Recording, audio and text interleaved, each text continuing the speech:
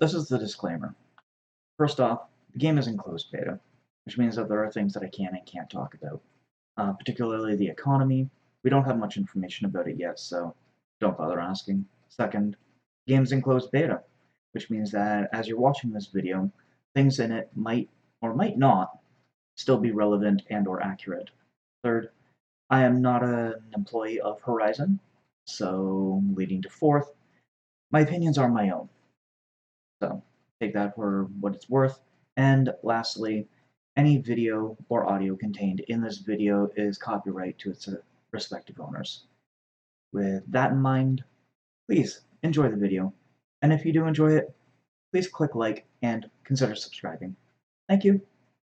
See you in the sky. Good day, everyone, and welcome to Skyweaver Weekly, episode 2. So, what we're going to discuss today is the internal differences of Skyweaver in comparison to other CCGs that are out there. Now, for the most part, we're going to focus on MTG Arena, Hearthstone, and Legends because those are the three that I'm most familiar with. Sorry, Witcher, you're still not getting a pass. But first, we're going to recap episode 1. So, what was Skyweaver, or what is Skyweaver? It's a collectible card game. What makes it different? Main thing is it's platforming. As long as you can run an up-to-date browser, it doesn't matter if your system is 1 year old, 5 years old, 10 years old, or whether or not you're on PC, Mac, or Unix, or a Linux system. If you have an up-to-date web browser, you can play Skyweaver. It's also using cryptography, specifically Ethereum, in order to generate its cards, which turns them into digital assets, your property, which means that you can buy, sell, and trade them as you see fit.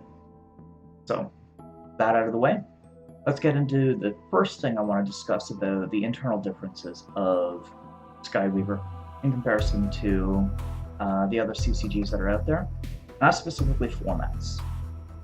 So, again, we are looking at Hearthstone, MTGA, Arena, or Legends. Now, there's one thing that these all have in common, and that's the format called Constructed.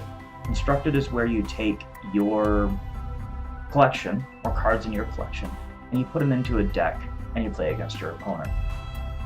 Each of these games has a different way or different limitation restrictions on how they are done. So in Arena or in Magic, you start with a minimum of a 60 card deck with a maximum of 4 copies for each card. With the exception of basic land, you can have as many of those as you want. With Hearthstone, I believe it's a cap of 30 cards with 2 copies of each. And in Legends, it's either 50 or 75, depending upon whether you are mono, dual class, or tri-class, and you are capped at 3 cards per. So, where does Skyweaver work into all this? Well, you have, similar to Legends, you have a 20 and a 30 card limit. The 20 card, it's dependent upon how many prisms you have. What are prisms? They're the equivalent of Hearthstone and Legends classes or an MTG color, but we'll get into that more in depth at a later date. So, now you might be you might be thinking to yourself, 20 cards in a deck at a maximum. That's pretty low. And you're right, it is. So, what makes this, or puts this a little bit into perspective, is the fact that Skyweaver uses a singleton format, also known as Highlander. Insert, there can be only one reference here. I might try and edit that, I don't know. Either way, tangent. Excuse me, I need more coffee. It's like 3 o'clock in the morning. Proudly Canadian. Okay. So, yeah, like I was saying, for prisms, if you're a single prism, you have a 20 card cap. If you're a dual prism, you have a 30 card cap. So, that is Constructed. Now let's get on to the second format that these three have in common. And that's called Draft. Now, Draft is where you're given a selection of cards, and you choose one of these cards and put it into a temporary deck. And you keep doing this, and you're usually given another selection of cards, and you keep doing this until either your deck is filled or you run out of cards. And we're just going to stop talking about draft right there because Skyweaver doesn't use a draft system. It actually uses a completely different system. And this system is called random. Now, I know what you might be thinking. Random. That is one of the worst or most hated words in any CCG. RNGesus, you keep praying to him, you keep getting messed up, because top decks, whatever. But in this case, random is actually a really good thing for Skyweaver. Part for some of the mechanics in the game, but one of them, I'm going to go on a tangent here. One of the main things I see random being good for in Skyweaver is something called a barrier to entry. Now, we take a look at the other games that we have listed: Arena, Hearthstone, and Legends. All of these games are free to play, or at least that's how they're advertised. Everyone, if you've ever jumped into one of these games, you know that they are, well, in true essence, they are free to play. You can go in and you can play to your heart's content, and you can grind and grind and grind it and never pay a cent. But are you going to be at the top level competitiveness? Absolutely not. For example, in the last year, I played an absolute ton of Legends. However, it took me approximately $50 to $100 and 4 months of grinding in order to be able to create a top tier deck. Ish. Top tier was probably like a tier 2. In order to be able to get into the high-end competitive level and reach their coveted legend status. So, if you're looking at joining into, like, Legends is 2 to 3 years old, non-rotating format. Arena had just came out within the last year, so you're not that posed on that. Hearthstone's been around for what, a decade? So if you're jumping into any of these games, right off the hop, you're going to be behind. You're going to be facing people that have been around for 2, 3, 4 years. They have massive collections. You're going to be going into immediately taking on tier 1 decks and getting stomped, and honestly, that's a feel-bad moment. With Skyweaver having random, when you jump into a game in random, you are put up against another player in a random queue. So your deck is randomized, and so is your opponent. It doesn't matter if you log in tomorrow, if you log in 6 months from now, if you log in 2 years from now. As long as they keep that, and I certainly hope they do, you will be able to jump into a game and play on an essentially an equal footing, at least deck construction-wise. And I think that this is absolutely fantastic for the longevity of the game, and also a great way to not deter feel-bad moments of investing your time into a game and then getting absolutely crushed. So, now, random also has a very key part to several mechanics in the game. And the first one I want to talk about, speaking of feel-bad moments, when you are playing Arena, Hearthstone, or Legends, or any CCG, there are usually negative effects that happen when you run out of your deck or library. In the case of Magic, you run out of your library, you can't draw another card, you instantly die. In Hearthstone, you run out of your library, and you start taking damage, and cumulative damage, until such point as, you die. Legends, similar system. It has a rune system. Anytime you would draw a card and you can't, you pop a rune, and then you go down to whatever life total that rune represented. But eventually you will die.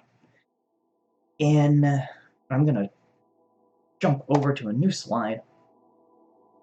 So, in this game, or in this format, or in this game, when you deal with random, and your deck is gone, you're not actually out of the game. They've taken a kind of hybrid system, and what's going to happen is you lose 1 life, but you also draw a random card based upon whatever prisons you're playing. So ultimately, this means you're not out of the game. You're never out of the game. It's not a feel-bad moment when you are sitting there staring at your library, or non-existent library, knowing full well that you have like what, 4 cards in hand, and your opponent still has more resources available. Actually, see here, right now, my opponent dusted their deck. It's gone. Absolutely gone. It doesn't exist. The Thanos snap. So that's a theme for this episode. You can see they've got 33 life. They lost 3 life because of the spell they cast. They lost 1 more life, but they did draw a random card. And see it again, and again, and again. So, you are not. And look at that. Now he actually put cards back into his library, which means when he draws those cards, he's not going to lose life. And you can actually do this inside the game. So, that feels bad moment of having 2 to 3 cards, 4 cards, whatever, in your hand, and not having a library doesn't exist. You're not going to be stuck, and I think that this is absolutely amazing. Now, I'm actually going to jump back for a second. Speaking of random and how this is also good to the format, is the constructed format. It has done something different. Now, when you're playing these other games and you're going into constructed, you need to have format. Like I said, for Magic, you need a 60-card deck. Hearthstone, you need a 30-card deck. Legends, you need either a 50 or a 75-card deck. And what happens if you don't have enough cards, or if you've gone onto the internet and done something that's called net decking? There's no shame in it. Everyone does it. Whatever. And so you found this top-tier deck, and you love it, and you think it's great, but you're missing like 1/3 of the cards. What do? You either fill it with other jank and or substandard cards from your collection, or you have to grind out the rest of the deck, or succumb yourself to what is known as the loot box system, also part of the barrier to entry, where you can pay to get a bunch of booster packs, where you open up the cards and are randomly given part of your collection, and hope and pray to RNG this that you get the cards that you need. Well, I'm actually going to go into, let's go back to the main scene. Here we are. So these are constructed decks. I'm actually going to go into cards. I'm going to show you. If I create a new deck, we're going to take strength because it is the very first prison that you will go into. I'm just going to grab Foul Stench, build. Because the deck is partially completed, the remaining cards will be randomized each time it is used to play. You still want to save it? Yes. And now, if I take a look at it, new deck, you'll see here, 19 randomized cards. What this means, and let's go back to, there we go, there we are, perfect. Back to that slide. So this means, from your very first card that you earn by leveling up, you can jump into the constructed queue. There's nothing stopping you. If you're missing 2 or 3 cards, you're missing 5 cards, if you're missing 19 cards, but you know that 1 card is critical to the deck, you can jump in, no questions asked, no feel-bad moments of not being able to have enough resources, and the rest of your deck will be randomly generated. Personally, I think it's an amazing system. Again, it stops this barrier to entry that exists in the other games. So, another feels-bad moment. Now snapped. So, now I want to talk about another aspect. Doesn't involve the random system, but it does have another feels-bad moment in other CCGs. So, what happens when your hand is full? Well, when your hand is full, in Magic, at the end of your turn, you have discard down until there's nothing until you're at your maximum hand size. In Hearthstone and Legends, if your hand, I'm talking about hand, excuse me, more coffee. Proudly Canadian, not sponsored. Alright, so, when you're talking about your hand, and your hand size is full, in Magic, you have to, actually, that was a good example right there on the screen. In Magic, you have to discard down to your maximum hand size. Hearthstone and Legends, you lose the card that you draw. In Hearthstone, I believe it is just completely burnt and out of the game. In Legends, it goes to your discard pile. But you don't get access to that spell, or creature, or whatever, which has been a feels-bad moment. I don't know the number of times I've had a full hand, and I go to draw the card I need, and or I go to draw a card, and it's the card I need, and I get to watch it go into the graveyard, and I'm stuck. It sucks. It really does. So I'm going to restart this replay so that we can see again what Skyweaver does. So if you watch my hand, right down, that way, that way. So watch my hand. I'm going to draw a card, and did you see that? The oldest card in my hand, the one to the furthest left, went back into my deck. So I didn't discard it. I still have access to it. It's still in my deck, and I'll still draw it at a later time in the game. But I still have a new card in my hand, so I'm not wasting spells. And the old card that I had, I still have access to. I'm not going to be burning cards that may or may not be absolutely critical to the function of the deck. And this is absolutely fantastic and amazing. And as a byproduct, it also stops graveyard shenanigans. And coming from a MTG manaless dredge player, it's a good thing, actually. It is a really good thing. Oh, look, shirt. If you saw episode 1.1, you'll note I got a shirt. It's awesome. I love it. I'm probably going to wear it for every episode I can. Alright, and so that brings us to the next thing, which involves the hand. Doesn't have to do anything with the random, well, kind of has something to do with the random, and that's your opening hand. Let's take a look at what is basically, or more commonly known as, the Mulligan Phase. So, in the Mulligan Phase, or your opening hand, there are different ways that this is done in the other CCGs. In Magic, you're given a selection of 7 cards, and if you don't like those cards, shuffle them back into your library, and then you draw up 6. Don't like those, shuffle them back into your library, draw up 5, and so forth until either you keep the hand you like, or you go down to 0 cards, which sucks. In Hearthstone and Legends, they both work off a similar system. You're given a selection of, I believe it's 3 cards. I know in Legends it's 3 cards. You choose one that you like, or 2, or 3, however many you like, or 0. You can choose 0 if you really want. And then you keep those. The rest are discarded, or sorry, put back into your deck, and you draw up for replacements. Honestly, it's a decent system, but honestly, if you've been watching on the screen, you can see what Skyweaver does that is different. So you actually start with looking at 7 cards of your deck, which, if you remember our numbers from earlier, in a 20-card deck, you've got a 20-card deck and a 30-card deck. Whichever. So 7 cards in a 20-card deck, you're seeing over 1/3 of your deck just to start the game. And then in a 30-card deck, you're just under 1/4.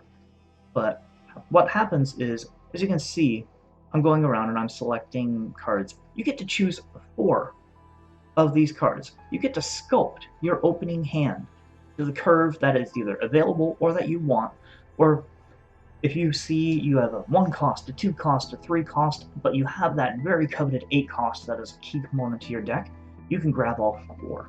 All 4 of those, and they get the rest of the cards go back into your library. I haven't seen a system like this before, and I am absolutely in love with it. Yeah, the fact that you can actually sculpt. Like here, we got a Claw Bear, great 1-drop. Chinook. I would actually play a Chinook first, because you're going to take 2 damage, but you're immediately going to draw 2 cards. And then on the next turn, you could play the Claw Bear and the Olympia, and you have an additional 2 cards in your hand, and you got 2 creatures on the ground. It's a great little way to start. And you can do this for every single game that you start in Skyweaver. It doesn't matter if it's constructed or if it's random. Now, side note, earlier I talked about the oldest card on the left. Is this left? Right? I don't know. My camera's reversed. Who cares? The oldest card is on the left. So if you take a look at Chinook, Chinook will actually be considered your oldest card in your opening hand, and Rise will be considered your newest card if you chose to select it. So 1, 2, 3, 4, 5, 6, 7 is the way that the opening hand order is determined. So yeah, so recap, constructed, random, various random effects that make feels bad moments just disappear in the game. You're never out of the game.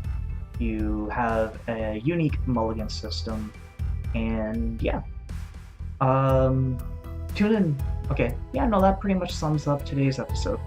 Tune in next week. We're going to talk about prisons a bit more in depth, and we're also going to start going over some game mechanics. So, if you stuck with me this long, thank you. Hope you enjoyed the video, and if you did enjoy the video, like and subscribe. Peace, and I'll see you in the sky.